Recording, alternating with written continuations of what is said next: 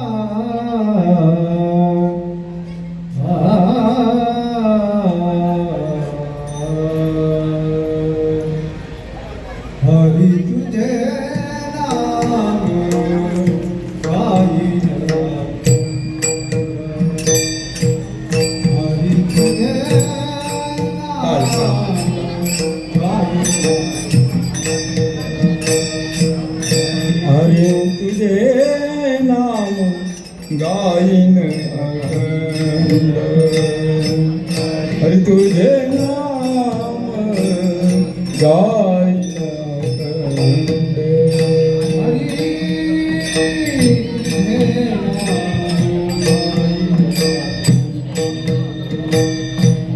हरी तुझे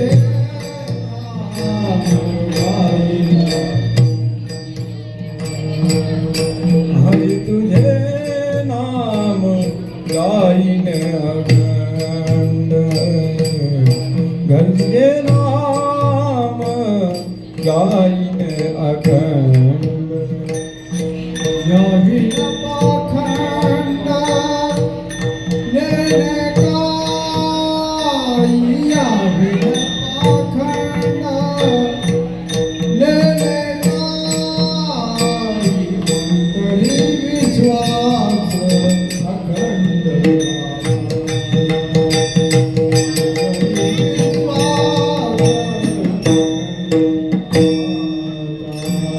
गावीन पाखंड लेने गाई गावीन पाखंड लेने गाई अंतरी विश्वास अखंड नामाचा अखंड श्वास अखंड नामा तुझे नाम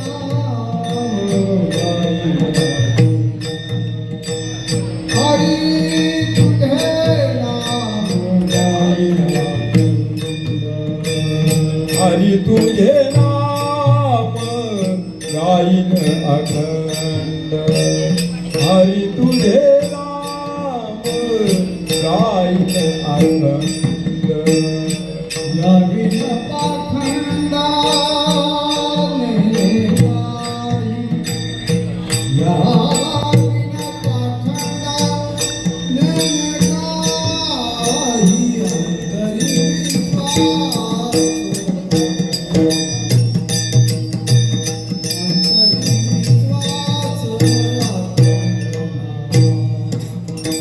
याविन पाखंड नेने काही याविन पाखंड नेने काही अंतरी विश्वास अखंड नामाचा अंतरी विश्वास अखंड नामाचा काया मने वाचा हे विनय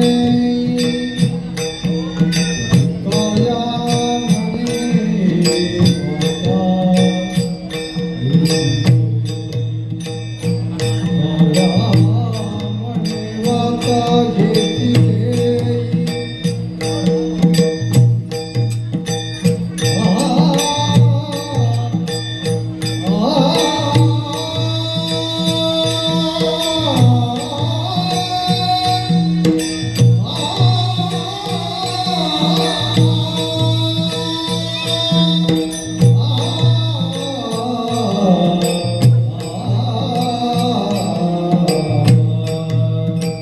काया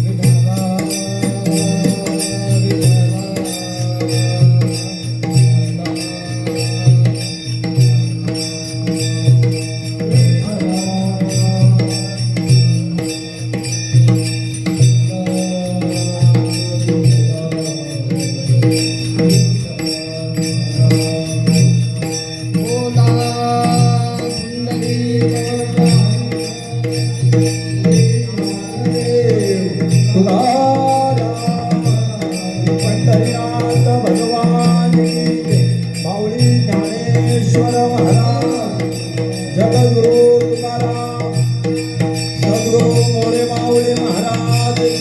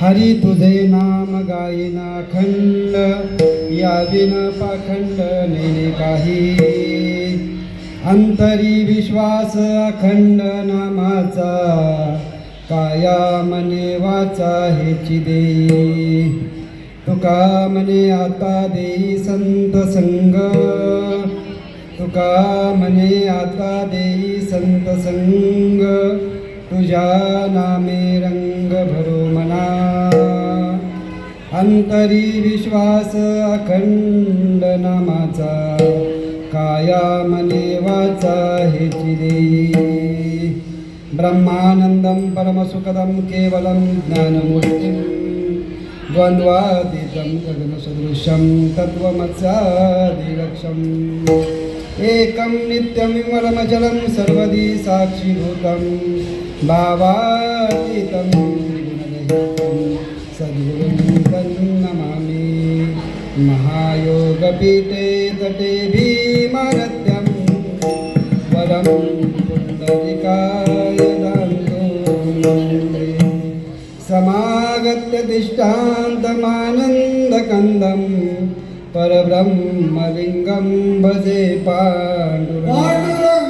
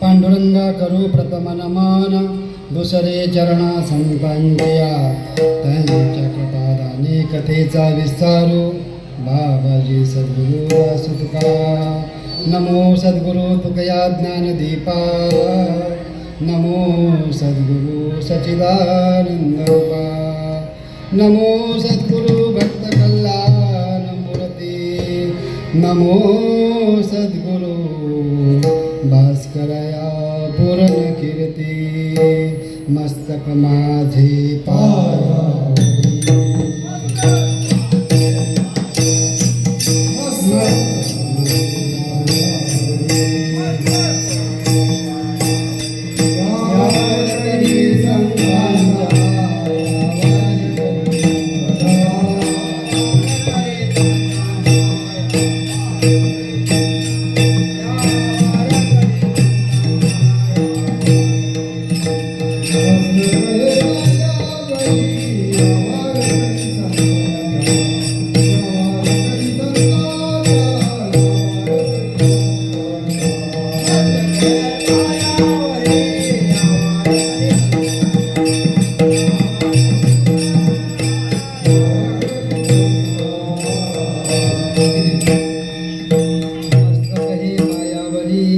या वारकरी संतांच्या.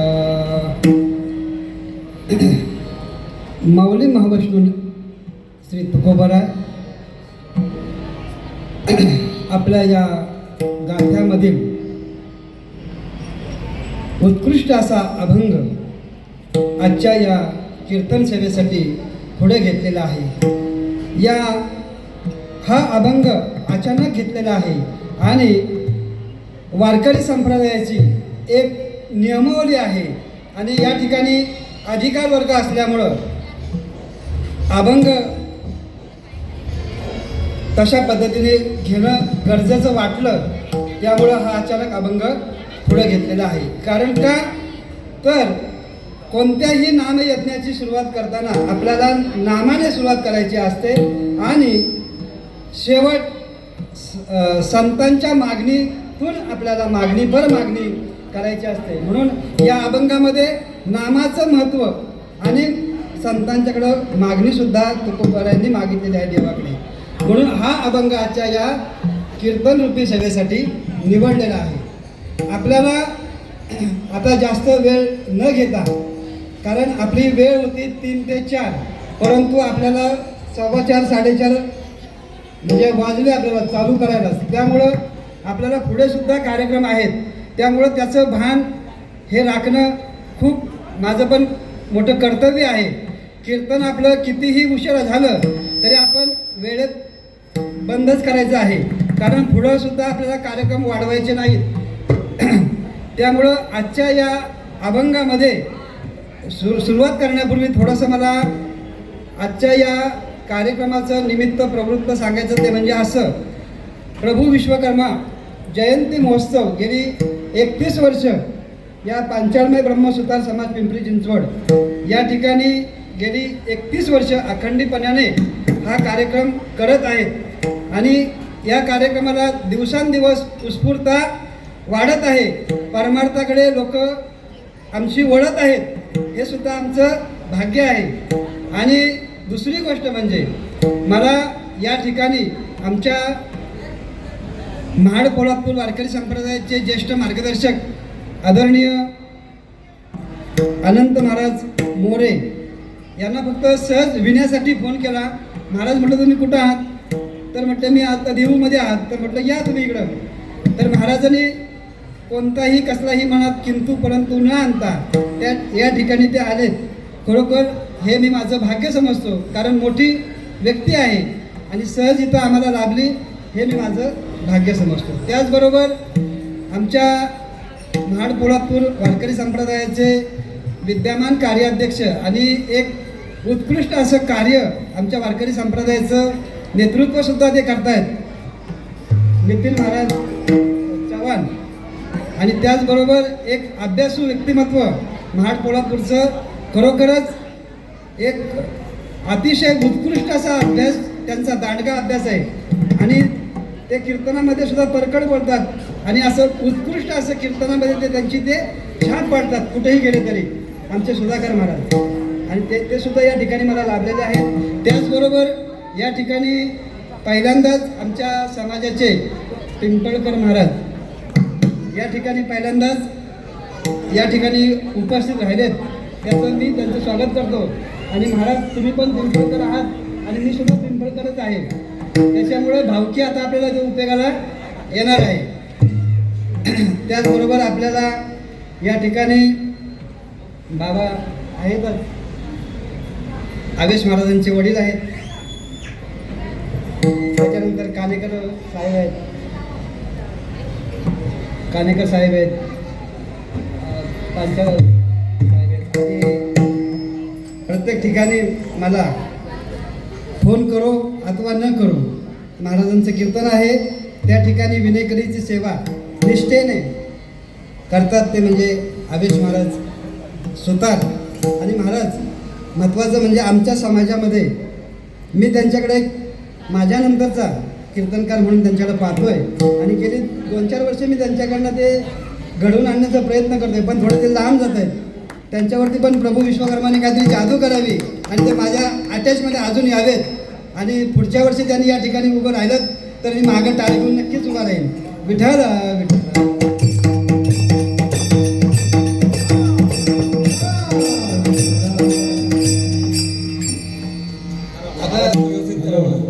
आणि आमचे पेटी मास्तर खूप म्हणजे ते अभ्यासू व्यक्तिमत्व आहे, यशवंतजी मेस्त्री. आणि रात्रीसुद्धा त्यांच्याकडे भजनाला आम्ही गेलो होतो, सहजच छान त्याने म्हणजे अभंग वगैरे बोलतात, भजन चांगलं करतात. आणि माझ्याबरोबर गेली अनेक वर्ष पंढरपूरच्या वारीला दीपक महाराज पांचाळ हरिभक्त आहेत आणि निष्ठावान आहेत.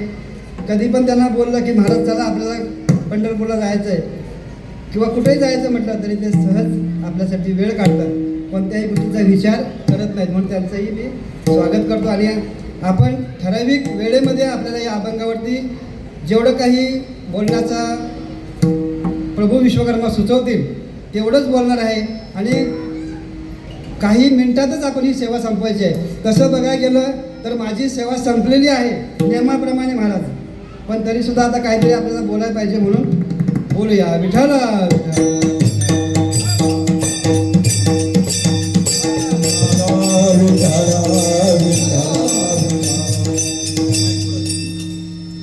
हरी तुझे नाम गाईना खंड यावी न पाखंड नेने काही अंतरी विश्वास अखंड नामाचा काया मने वाचा हेची देई. या अभंगामध्ये श्री तुकोबाराय हरीचं नाम, हरी तुझे नाम गाईना अखंड, की श्री तुकोबारायाने पहिल्यांदा पारमार्थिक जीवनाचा अनुभव घेतला.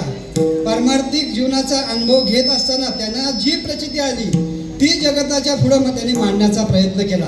काही असं महाराजांनी सहज त्यांना काही वाटलं म्हणून त्यांनी जगताला उपदेश केलेला नाही, तर त्यांनी अनुभव घेऊन जगताला उपदेश केलेला आहे. आणि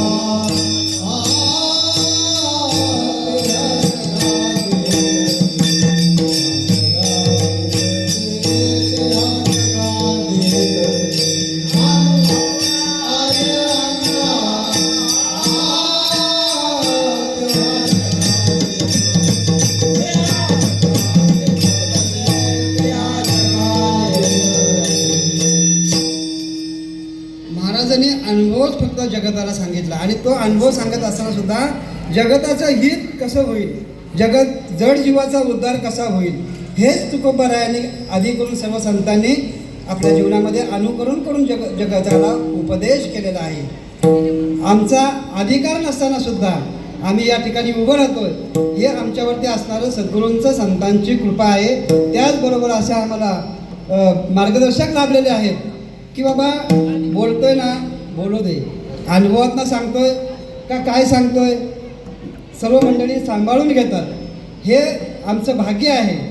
त्याच्यामुळं की अनुभवातून सांगितल्यानंतर समाजावरती त्याचा नक्कीच प्रभाव पडत असतो. म्हणून हरी तुझे नाम गाईना अखंड, तुकोबारायाने हरीचं नाम अखंडितपणाने गायल्यानंतर तुकोबारायांना अनुभव आला. काय अनुभव आला तर पहिल्यांदा स्वस्वरूपाची त्यांना ओळख झाली.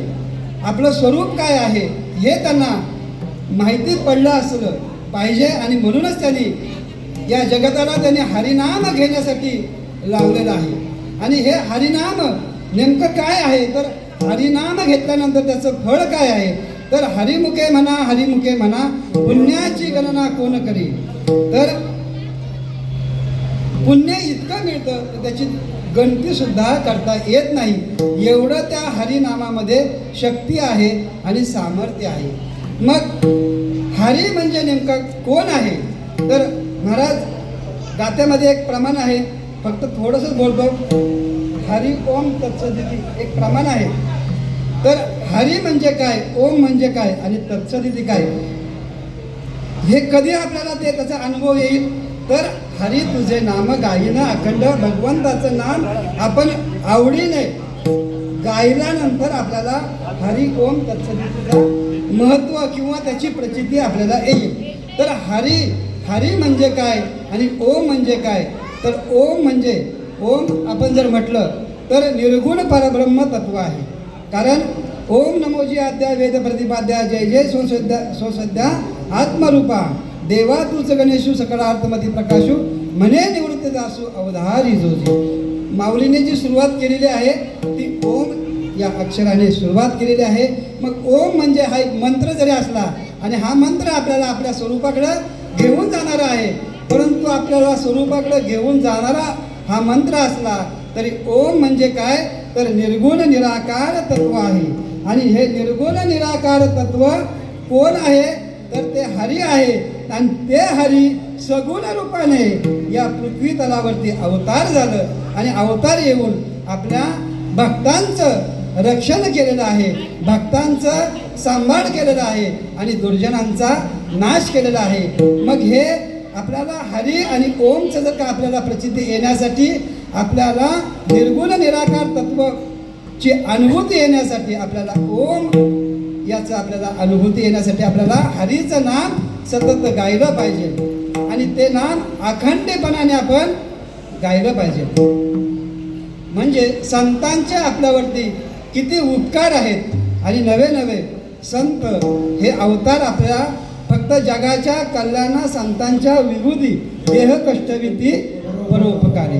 म्हणजे संत अवतार हे जगाच्या उद्धारासाठी घेत असतात आणि देव अवतार हा घेतो तो फक्त दुर्जनांचा नाश करण्यासाठी.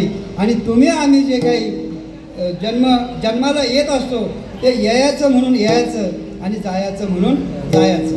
म्हणून या ठिकाणी देवाची पुण्यतिथी केली जाते आणि भगवंताची जयंती केली जाते. म्हणजे देवाच्या येण्याला फार महत्त्व आहे आणि संतांच्या जाण्याला फार महत्त्व आहे.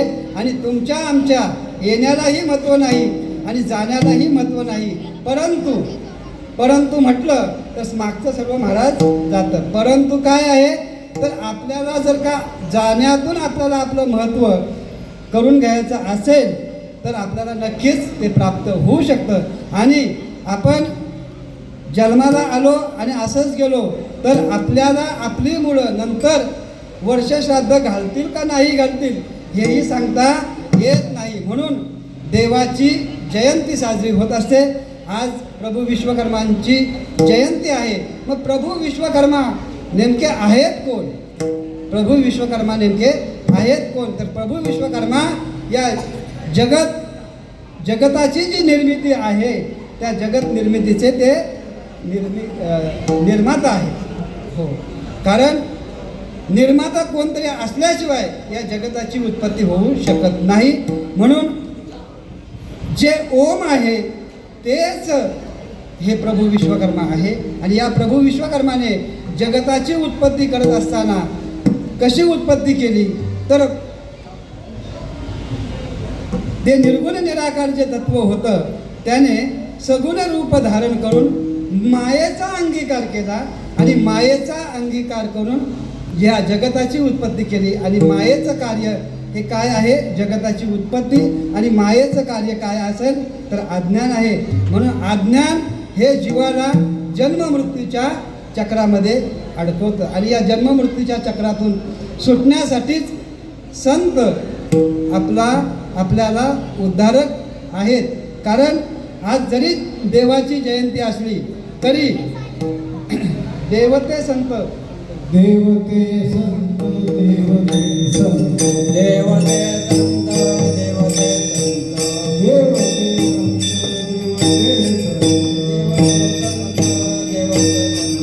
निमित्तच्या प्रतिमा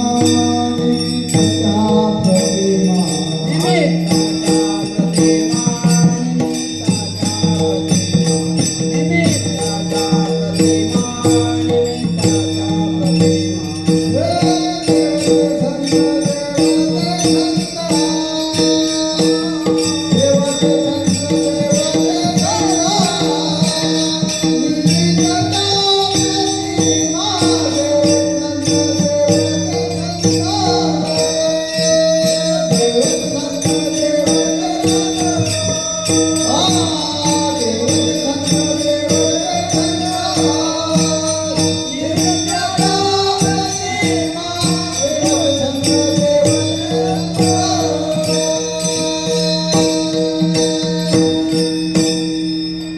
देव आणि संत वेगळे नाहीत बाबा.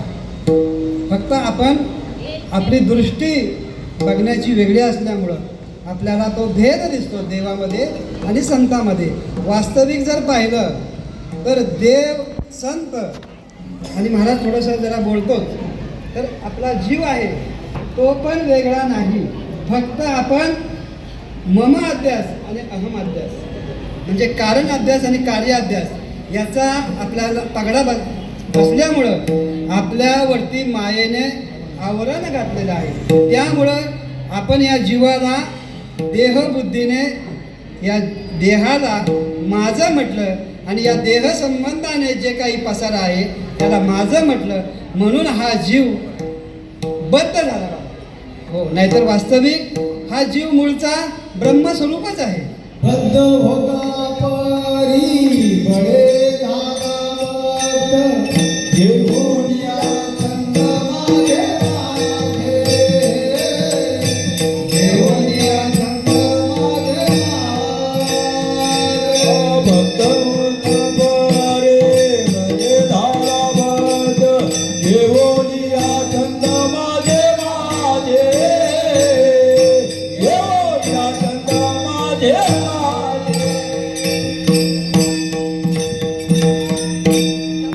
माझं म्हटल्यामुळं हा जीवाचा घात होतो आणि या जन्ममृत्यूच्या चक्रामध्ये हा जीव अनादी कालापासून भटकत आहे.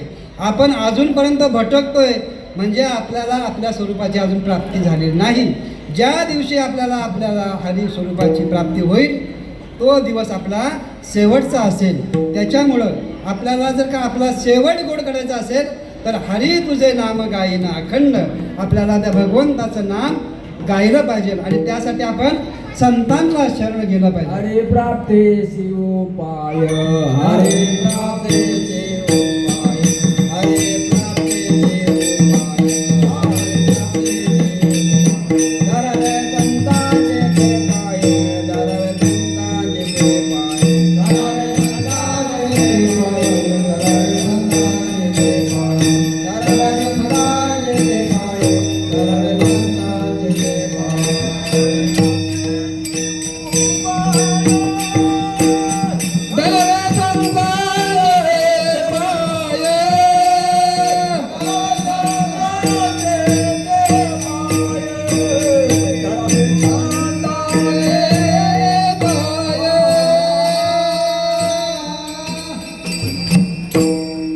बघा, संत वाङ्मयामध्ये आपल्याला काय सांगितलेलं आहे की हरिप्राप्तीची उपाय धरावे संतांचे ते पाय. म्हणजे सर्व संतांनी आपल्याला काय सांगितलेलं आहे की तुम्ही देवाला शरण जा. पण देवाला शरण जाण्या अगोदर आपल्याला संतांना शरण गेलं पाहिजे.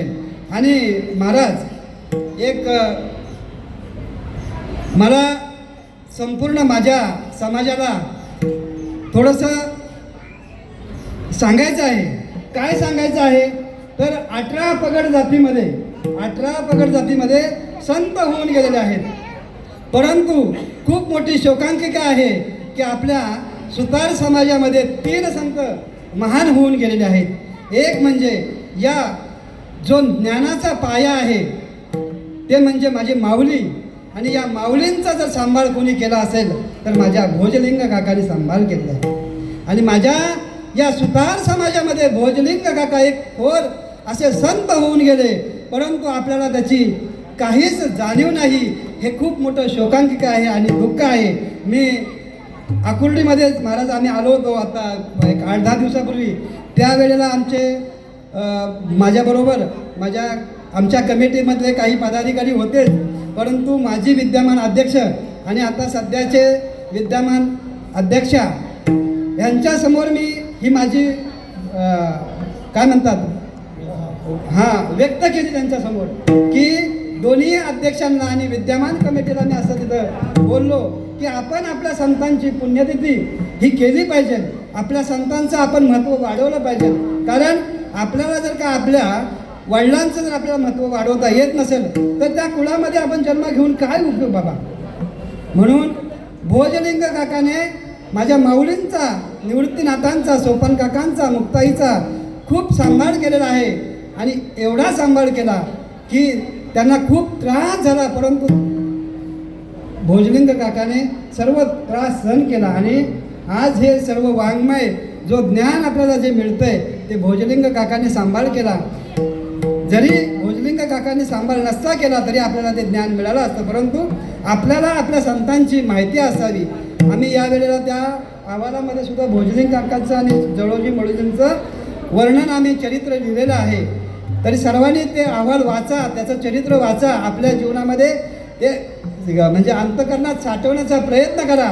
कारण संतांची कृपा कधी होईल काही सांगता येत नाही.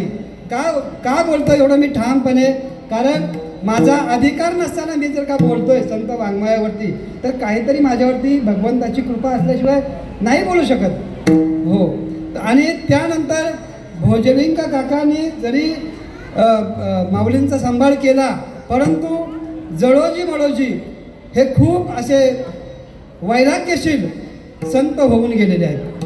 आणि त्यांनी त्यांच्या गावामध्ये नेहमी एकादशी त्यांनी कधी चुकवली नाही. वारीला जाणं आणि वारी करणं, एकादशी कधीही चुकवली नाही, एकादशीचं व्रत कधी चुकवलं नाही. परंतु आषाढीचा एक असा वेळ आली आणि त्या ठिकाणी त्यांना जाणं शक्य नव्हतं, कारण त्यांनी सुतार कामामध्ये एक घर घेतलं होतं महाराज. आणि घर घेतल्यामुळं काय झालं, तो घर मालक होता तो जरा कडक होता. आणि कडक असल्यामुळं त्यांनी काय केलं, यांना सुट्टी देण्यास नकार दिला. आणि सुट्टी देण्यास नकार दिल्यानंतर हे अचानक निघून गेले, पंढरपूरमध्ये आले. आणि पंढरपूरमध्ये आल्यानंतर काय झालं की त्यांना ते देवाचं भगवंताचं दर्शन घेतलं आणि पंढरपूर त्यांना सोडूसं वाटत नाही, असं झालं त्यांचं. आणि जळोजी मळोजी संत हे दोन्हीही थोर विभूत्या होत्या. आणि त्यांनी 1 महिना 2 महिने त्यांनी तिथं घालवले. सकाळी भगवंताचं दर्शन घ्यायचं, भजन करायचं आणि माधुगिरी मागून आपलं उदरनिर्वाह चालवायचा. आणि ती माधुगिरी मागत असताना त्याचे 3 भाग करायचे, असा त्यांचा नित्याचा क्रम होता. गावाकडे काम घेतलं होतं, त्याचा त्यांना विसर पडला. आणि विसर पडल्यानंतर देवाला काळजी पडली की बाबा हे जर का तिथं गेलं नाही तर त्याचं काम बंद पडेल. म्हणून देवाने आपलं त्या गावामध्ये गेले आणि ते घर पूर्ण केलं. आणि हे जोपर्यंत तिथं जात नाहीत तोपर्यंत देव काही पंढरपूरमध्ये येऊ शकत नाही. आणि मग रुक्माई आईसाहेबांना चिंता पडली की बाबा हे केल्याशिवाय ते काही येऊ शकत नाहीत. आणि मग काय झालं, स्वप्नामध्ये दृष्टांत दिला आणि सांगितलं की तुम्ही तुमच्या घरी जावा, आता तुम्हाला तिथं जाणं आहे. आणि आईसाहेबांनी ज्यावेळेला त्यांना दृष्टांत दिल्यानंतर त्यांनी घरी जाण्याचा निश्चय केला. सकाळी उठून चंद्रभागेचं स्नान केलं, भगवंताचं दर्शन घेतलं आणि आपल्या गावी निघाले. गावी गेल्यानंतर तिथं पाहिलं तर सर्व ते घर झालेलं, घरातली परिस्थिती पूर्ण बदललेली. त्यांना काही सुचेनासं झालं की हे घर माझंच आहे का काय. आणि असं झाल्यानंतर त्यांना काही म्हणजे समजेनासं झालं. आणि सर्व हे पाहिल्यानंतर ज्या ठिकाणी त्यांनी घर घेतलं होतं त्या ठिकाणी गेले. तिथं पाहिलं तर घर पूर्ण सुंदर असं, कारण भगवंताने ते घर केलेलं होतं. काय असं शोभिवंत घर पाहून त्यांचे हे डोळे भरून आले आणि माझ्या भगवंताने हे सर्व कार्य केलं. माझ्या घराची सर्व सुरेख अशी रचना केली. म्हणजे त्यांना त्या भगवंताबद्दल एवढं प्रेम निर्माण झालं त्यांच्या अंतःकरणामध्ये. आणि ते अंतःकरणामध्ये एवढं प्रेम झाल्यानंतर त्यांनी सर्वस्वाचा घराचा त्याग केला आणि पंढरपूरमध्ये आले. आणि पंढरपूरमध्ये आल्यानंतर काय झालं बाबा, की त्यांचा नित्यक्रम असाच होता की सकाळी पांडुरंगाची आरती करणे, भजन करणे, संध्याकाळची आरती करणे, हरिपाठ करणे आणि कीर्तन करणे, हा वाळवंटामध्ये त्यांचा नित्यक्रम. आणि असा क्रम चालू असताना त्यांनी आपले श्री गुरु गंगू काका शिरवळकर यांची वाळवंटामधली कीर्तनं ऐकली, भास्कर महाराजांची कीर्तनं ऐकली. आणि भास्कर महाराजांच्या कीर्तनामधून त्यांनी असं ऐकलं की जो कोणी जन्माला येऊन आळंदीला जाणार नाही तोपर्यंत त्याच्या जीवनाचं सार्थक होणार नाही. परंतु जळोजी मळोजीने असं ठरवूनच आलं होते की पंढरपूर सोडायचं नाही. आणि पंढरपूर सोडायचं नाही म्हटल्यानंतर मग काय झालं, त्यांनी गंगू काकांना सांगितलं. आणि सांगितल्यानंतर आता काय करायचं, तर मी जाऊ शकत नाही. आणि जळोजी हे मोठे होते, म्हटले काका, आणि काकांचं सुद्धा त्या दोघांवरती खूप प्रेम होतं. काकांनी त्यांना सांगितलं की भास्कर महाराज कीर्तन करतील, त्यावेळेला तुम्ही ध्यानास्थ बसल्यानंतर तुमचं चैतन्य तिथे जाईल आणि ते दर्शन घेईल. आणि कीर्तनामध्ये ते तसंच झालं. स्वतःचा भाऊ बाजूला होता, परंतु तिथं समाधी लागली आणि ते आळंदीला जाऊन आले. आणि आल्यानंतर त्याने देह तिथंच सोडला बाबा. आणि देह सोडल्यानंतर खूप असं त्यांच्या बंधूला दुःख झालं आणि त्यांनीही त्या ठिकाणी देह समर्पित केला. आणि देह समर्पित केल्यानंतर काय झालं की गंगू काकांचं त्यांच्यावरती नितांत प्रेम. गंगू काकांनी त्यांना त्या ठिकाणी आश्रय दिला होता. सर्व काही त्यांच्यावरती उपासमारीची वेळ आली तरी त्यांना खाऊ घातल्याशिवाय गंगू काका नाही, एवढं त्यांच्यावरती प्रेम होतं. आणि मग गंगू काकांनी दोघांनाही वाळवंटामध्ये समाधी दिली. आणि समाधी दिल्यानंतर चंद्रभागा खळखळून अशी आली आणि त्यांना जल समाधी मिळाली. म्हणजे हे कशाचं मी महात्म्य सांगत आहे की ते संतांनी फक्त भगवंताचा ध्यास घेतला, भगवंताचं नामचिंतन केलं आणि त्या नामचिंतनाच्या बळावरती त्यांना त्यांच्या स्वरूपाची प्राप्ती झाली. हे अभंगाचं पहिलं चरण.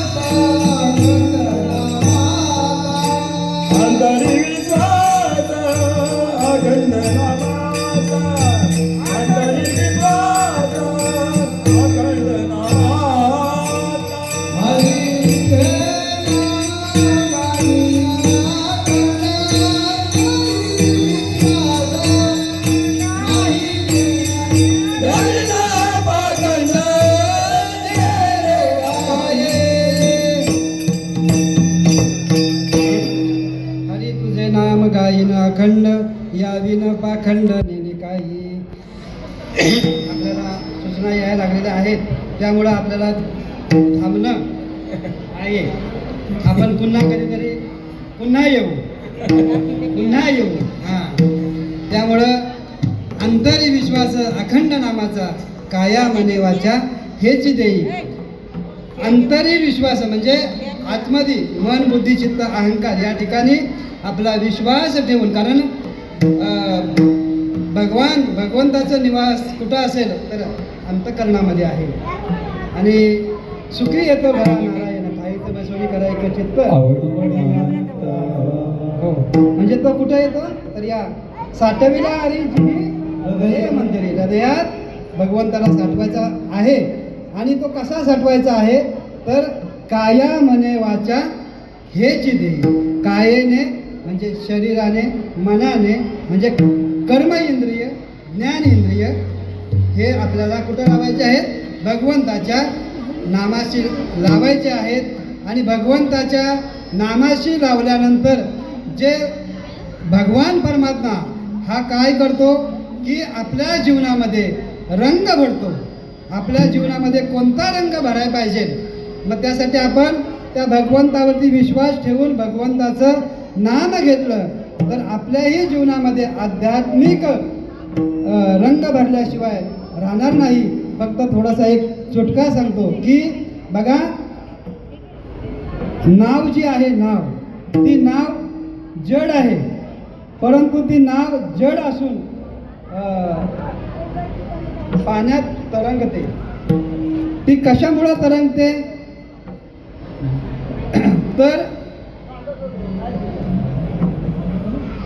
तिच्या म्हणजे त्या नावेमध्ये ते सामर्थ्य आहे तरंगण्याचं. उदकी तारेली हा. पाषाण लोहे महिमा. म्हणजे आपल्याही जीवनामध्ये जर का आपण अंतरी विश्वास अखंड नामाचा काया मने वाचा हेच देई, जर कर्म इंद्रिय, ज्ञान इंद्रिय हे जर का आपण नामस्मरणात लावलं, नामस्मरण जर केलं तर आपल्या जीवनामध्ये भगवंत आपल्या जीवनामध्ये रंग भरेल. कोणता रंग भरेल तर भक्तीचा रंग भरेल, नामाचा रंग भरेल, अध्यात्माचा रंग भरेल आणि आपल्या जीवन सुखमय, सुखरूप आणि सफल करेल. आणि आपलं जीवन सफल फक्त कशाने होईल तर नामाने होईल. म्हणून तुकोबराय शेवटच्या चरणामध्ये मागणी मागतात. तुका म्हणे आता देई संत संग, तुका म्हणे आता देई संत संग, तुका म्हणे आता देई संत संग, तुका म्हणे आता देई संत संग. तुझे नामी रंगा भर मला, तुझे नामी रंग भरो मना, अंतरी विश्वास अखंड नामाचा, अंतरी विश्वास अखंड नामाचा. तुझे नामी रंग भरो मला, तुझे नामी रंग भरो मला, अंतरी विश्वास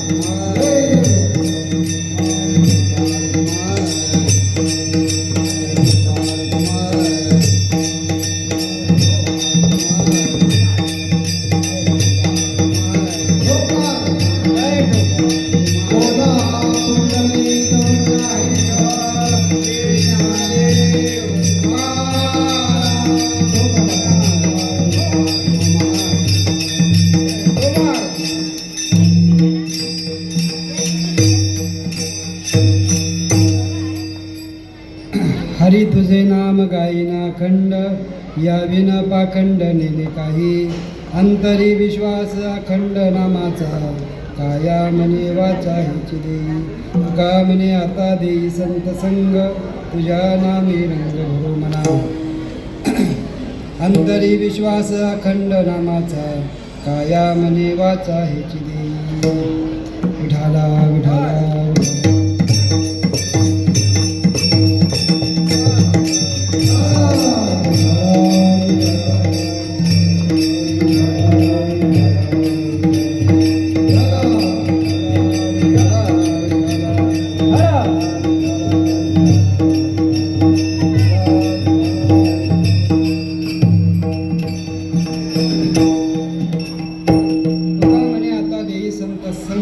तुझ्या नामे रंग भरो म्हणा. आपल्या जीवनामध्ये आपण परमार्थ केला पाहिजे, भगवंताचं नामस्मरण केलं पाहिजे, भक्ती केली पाहिजे आणि भक्ती केल्यानंतर आपल्या जीवनामध्ये सकारात्मक बदल होत असतो आणि सकारात्मक बदल झाल्यानंतर आपल्याला आपलं जीवन हे चांगल्या मार्गाने मार्गक्रमण करत असतं आणि ते मार्गक्रमण करत असताना आपल्याला आपल्या जीवनाची एरजार थांबवायची असेल तर फक्त भगवंताचं नामचिंतन करायचं आहे. थोडं सांगायचं म्हटलं, अभंगावरती आपलं बोलणं झालेलं आहे. फक्त थोडंसं फक्त बोलतो आणि मग माऊलीचं भजन आपण बोलू. हां, की आमच्या या पांचाळमय ब्रह्मसुतार समाज पिंपरी चिंचवड या म्हणजे वर्षभरामध्ये बरीच काही मंडळी निघून गेलेली आहेत. त्याचबरोबर आमच्या या मंडळाचा एक धुरंधर आणि धडाडीचा कार्यकर्ता मला वाटतं विशाल चिचगरकर, कैलासवासी विशाल चिचगरकर अचानकच आमच्यातून निघून गेले. खूप मोठी शोकांतिका, वय अगदी 35च्या आतमध्येच म्हणजे 30च्या आसपासच असेल आणि आम्हाला समाजासाठी एक तो खूप मोठा शॉक. कारण का तर एक समाजासाठी एक होतकरू आणि समाजासाठी धडपड करणारं एक व्यक्तिमत्व होतं. तरी त्यांना आणि त्याचबरोबर आत्ताच 2-3 दिवसापूर्वी आपल्या महाराष्ट्राचे लाडके उपमुख्यमंत्री आदरणीय कैलासवासी किंवा स्वर्गीय अजितदादा पवार आणि त्यांच्याबरोबर असणारे 5 सहकारी त्यांचे तेही निघून गेले. तरी त्या सर्वांना पांचाळमय ब्रह्मसुतार समाज यांच्या वतीने आणि आपल्या वारकरी संप्रदायाच्या वतीने भावपूर्ण श्रद्धांजली आणि त्या जीवात्म्यांना भगवंताच्या चरणी जागा मिळो ही ईश्वराच्या चरणी प्रार्थना करतो. आणि जे काही बोलण्याच्या ओघामधून माझ्या काही कुणाचं अंतःकरण दुखवलं असेल तर तुम्ही उदार अंतःकरणाने माफ करा, कारण मी तुमचा आहे आणि बोलण्याच्या ओघात काही कमी जास्त बोललो असेल तर तुम्ही मला माफ करा आणि जे योग्य आहे ते तुम्ही घेण्याचा प्रयत्न करा. अयोग्य असेल ते माझा बुद्धीचा दोष आहे आणि झालेली सेवा प्रभू विश्वकर्मांच्या चरणी साधू संतांच्या चरणी समर्पित करतो आणि या ठिकाणी थांबतो. ज्ञानेश्वर माऊली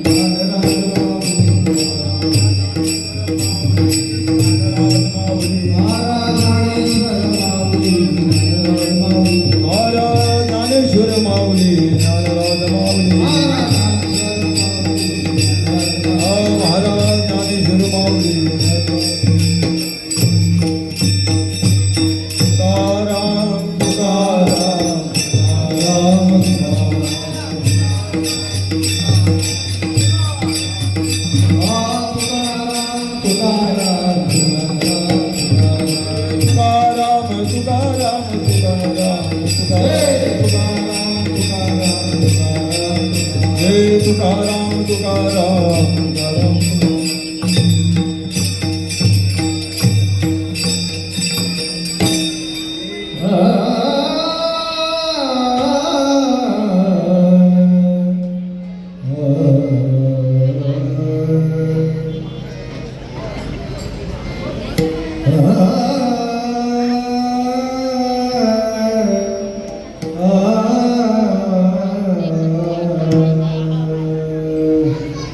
तुका म्हणे आता देई संत संग तुका म्हणे आता देई संत संग म्हणे आता ये संत संग तुका म्हणे आता ये संत संग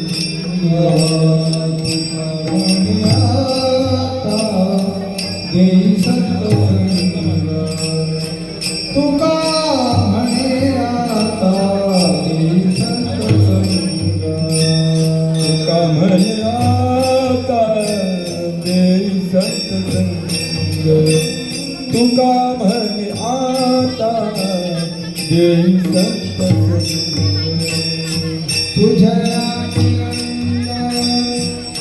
भरो मना तुझे नामी रंग भरो मना तुझे नामी रंग भरो मना तुझे नामी रंग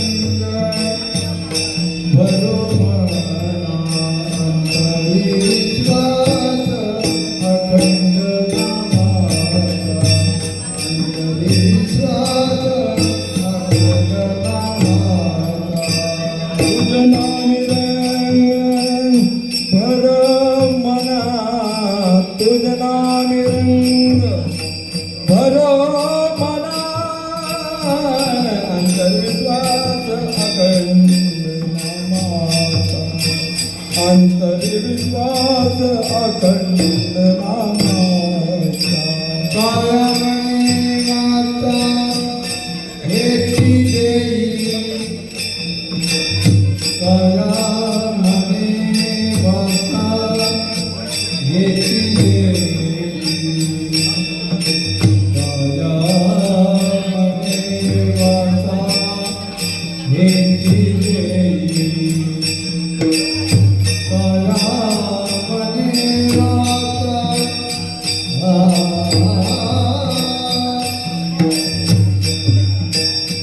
काय